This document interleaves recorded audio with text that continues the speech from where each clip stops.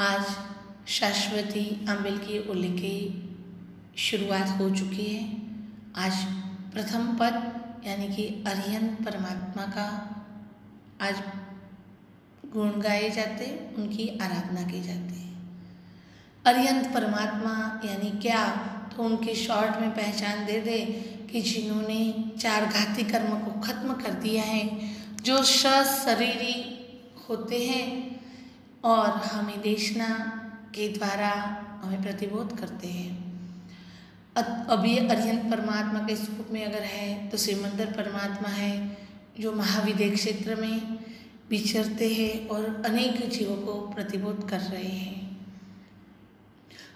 अरिहंत परमात्मा का वर्ण होता है श्वेत, गुण होते हैं 12 और एक ही भावना करनी है कि अरिहंत की आराधना करते करते अरिहंत स्वरूप बनना है, हमारे जीवन में आए और हम उसकी विशेष रूप से आराधना करें। देखो, शाश्वती आंबिल की ओली के साथ अगर कोई कनेक्शन है तो श्रीपाल राजा के रास का कनेक्शन बहुत ही जुड़ता है। हर आंबिल की ओली के अंदर बहनों के अंदर यह चरित्र पढ़ा जाता है। ये चरित्र का सार एक ही है कि उसके अंदर श्रीपाल राजा का सत्व कैसा है, जबकि मैना सुंदरी तत्व पे श्रद्धा कितनी रखती है और वो सबको अलग अलग इतने तरीके से बताया है कि जिससे सामान्य जीव को भी ये नवपद की आराधना पे भाव जगे। तो हम भी इसमें आज हम शॉर्ट में ये स्टोरी लेंगे और सभी श्रोतावर्ग उसका सार समझे, यही शुभ भावना के साथ शुरू करते हैं। एक समय की बात है, गौतम स्वामी प्रभु महावीर की आज्ञा लेके राजगृह नगरी में आते हैं, जहाँ श्रेणिक आदि राजा होते हैं, वो देशना सुनने के लिए आते हैं। वो देशना के अंदर नवपद का महिमा बताया जाता है और उसके अंदर श्रीपाल राजा का चरित्र है, उसकी बात आती है कि मालव देश है, उसमें उज्जैनी नगरी है। उधर के राजा यानी कि प्रजापाल राजा है, उनको 2 रानी हैं, एक रूप सुंदरी और दूसरी सौभाग्य सुंदरी। देखो, सौभाग्य सुंदरी मिथ्यात्वी है, जबकि रूप सुंदरी रानी है वो समकीती है। दोनों को एक एक पुत्री है। सौभाग्य सुंदरी को सुर सुंदरी पुत्री है, जबकि रूप सुंदरी को मैना सुंदरी पुत्री है।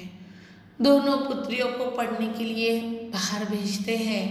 रूप सुंदरी वैदिक शास्त्र के अभ्यास, 64 कला आदि सीखने जाती है, जबकि मैना सुंदरी 64 कला एवं जिन कथित शास्त्र का अभ्यास, त्यागवाद का अभ्यास आदि अनेक जैन शास्त्र पढ़ने के लिए जाती है।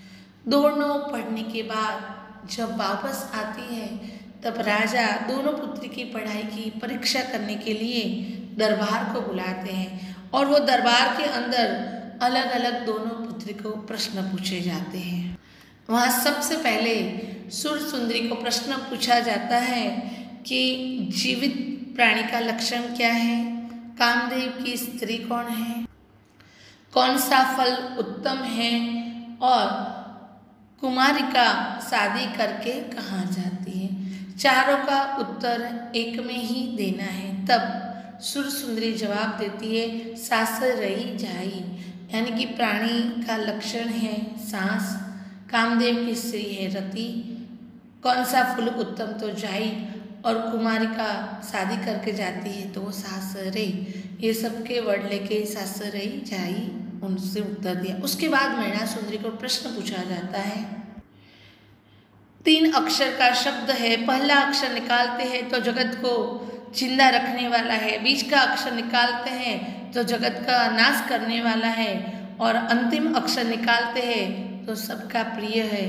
तो तुरंत ही मैना सुंदरी जवाब देती है कि काजल, का निकाले तो जल रहता है, ज निकालते हैं तो काल रहता है और ल निकालते हैं तो काज यानी काम, जो सबको बहुत ही प्रिय है।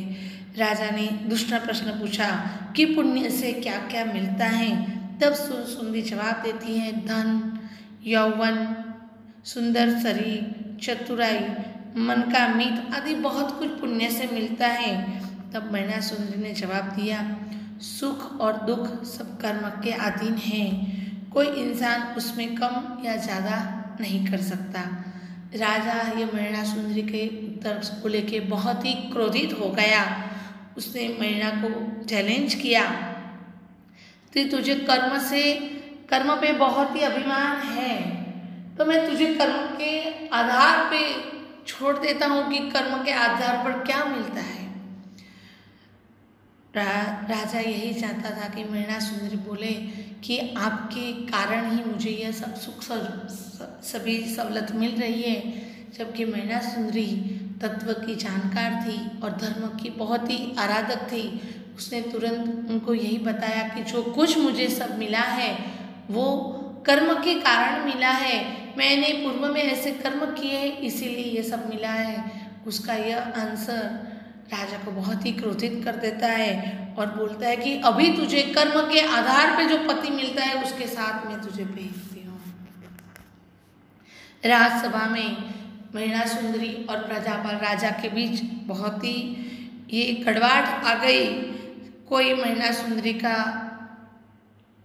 दोष निकालता है तो कोई प्रजापाल राजा के ऊपर दोषित करता है। यह सब बहुत ही उधर का वातावरण था वो खराब हो गया। मैना धर्म प्रेमी थी, सत्व प्रेमी थी, उसे तो बस ये सब चीज़ों से कोई चिंता नहीं थी। उसको बस एक ही था कि मेरे जैन धर्म की निंदा नहीं होनी चाहिए। उस तरह ये दोनों के बीच की बात इतनी बिगड़ गई। उसी समय वो सभा तो पूरी बर्खास्त हो गई और राजा घोड़े पे सवार होके सकल सैन्य के साथ रईवाड़ी घूमने के निकले। थोड़े आगे गए तो दूर से उसे कोई धूल उड़ती हुई नजर आई। देखा तो लोग उनकी ओर आ रहे थे। वो और कोई नहीं लेकिन 700 कोड़िए थे। उन्होंने एक राजा निमा हुआ था और उसके लिए उन सभी को राजकन्या चाहिए थी। वो सब कोड़िए जब राजा के करीब आए और उन्होंने राजकन्या के लिए बात की तो राजा ने बिना सोचे ही उन लोगों को बोल दिया कि आप राज दरबार में पधारना, आपके जो उम्बर राणा है उसको लेके मैं मेरी राजकन्या उसके साथ शादी करा दूंगा। क्रोधित अवस्था में इतना जबरदस्त डिसीजन कर दिया कि जो सोच के बाहर था।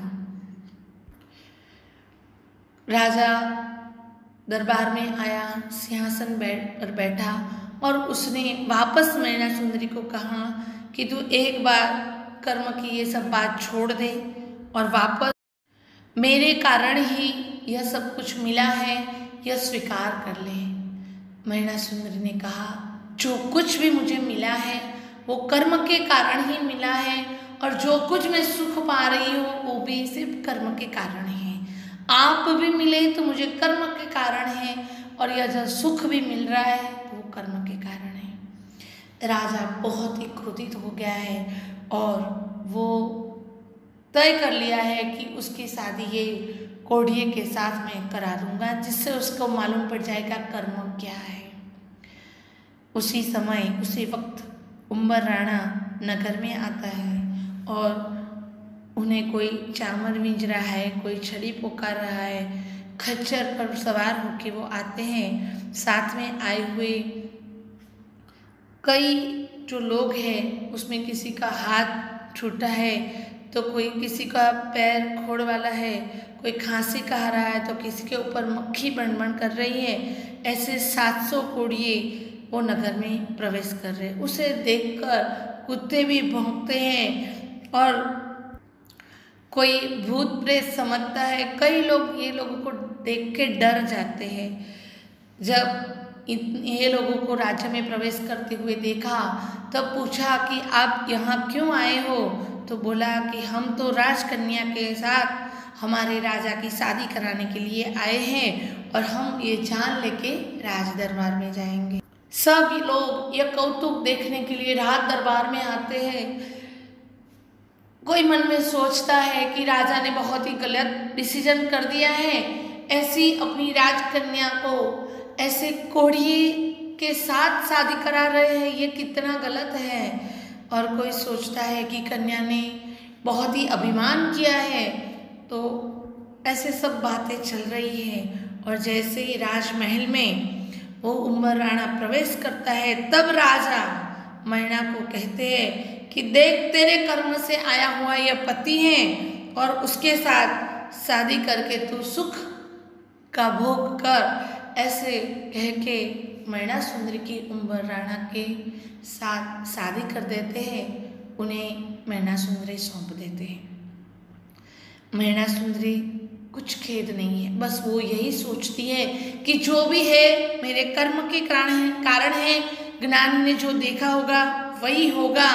और वो अपने पिता की आज्ञा के आधार पर वो उम्बर राणा की बाई और आकर खड़े रह जाती है। तब उम्बर राणा को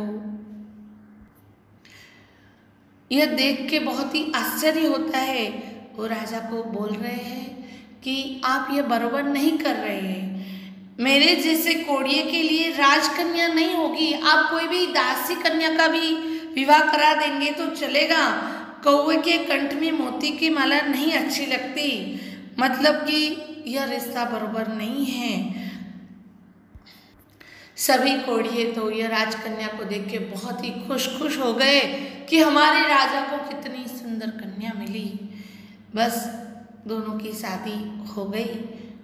मैना सुंदरी को मन में एक ही खेद है कि जिन शासन की बातें नहीं होनी चाहिए, जिन शासन की हिलना नहीं होनी चाहिए, बस मेरे कर्म से जो मुझे मिला है उसका वो स्वीकार करने के लिए तत्पर है। और जो भी भविष्य है, भावी है, वो ज्ञानी ने जो देखा होगा वही मजबूत श्रद्धा के साथ अपने जीवन को आगे बढ़ाती है। देखो इसके अंदर मैना सुंदरी की तत्व की शक्ति कितनी है, उसे तत्व पे श्रद्धा कितनी है वो दिखाई देती है। इतनी सुंदर कन्या और ऐसे कोढ़िए के साथ जब पिता शादी कराता है तो मन में खेद नहीं है, लेकिन वो तत्व पे बहुत श्रद्धा रखती है। और दूसरी बात है कि उम्बर राणा जो श्रीपाल राजा है, उनका इधर सत्व दिखता है कि जब शादी करने की बात आती है तो वो राजा को बोलता है कि यह राजकन्या मेरे लिए नहीं है, मेरे लिए दासी कन्या को भेज दो, क्योंकि मैं उसके लायक नहीं हूँ। कितना अंदर से सत्व है, प्रामाणिकता है। देखो जीवन के अंदर बोध लेना है। ये दोनों का चरित्र आगे आगे आपको 9 दिन में सुनाया जाएगा कि आगे क्या घटना बनती है कि श्रीपाल यानी कि उम्बर राणा और मैना सुंदरी की ऐसे शादी हो गई और राजा जब दोनों को भेज रहा है, उसके बाद दोनों के जीवन में कैसे परिवर्तन आता है और कैसे आत्मकल्याण करते हैं, उसकी भी बात हम आगे आगे करेंगे।